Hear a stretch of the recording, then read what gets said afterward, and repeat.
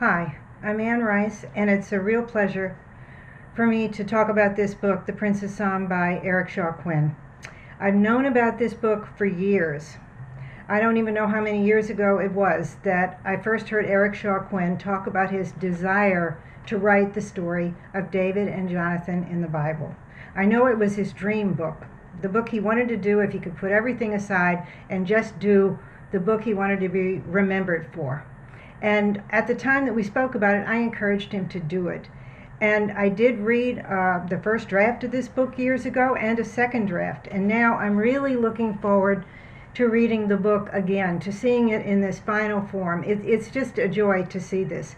It's exactly the kind of book that I love. It's an historical novel that transcends the genre. It explores in a unique story in the Bible, really, I think. The love between David, King David, the author of the Psalms, and Jonathan, the son of Saul, King Saul.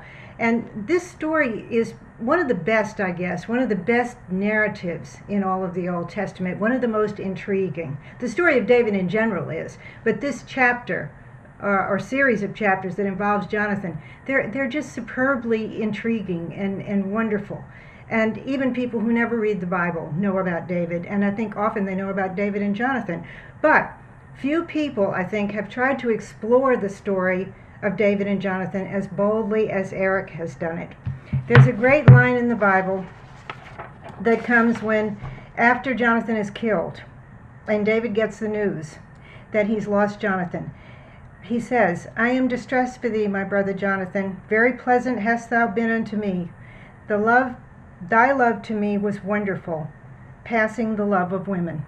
Now that's a very intriguing line, and many people obviously have read it in many different ways, and some don't want to explore the mystery in that line. But Eric Shaw Quinn had the bravery to do that, to say, well, what did that really mean? What was David really saying, and what was the nature of the bond between these two men?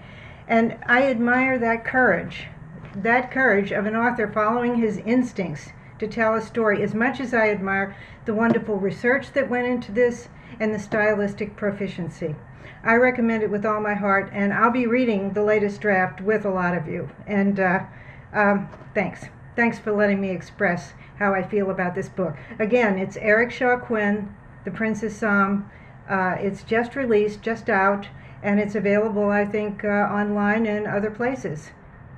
Thanks again.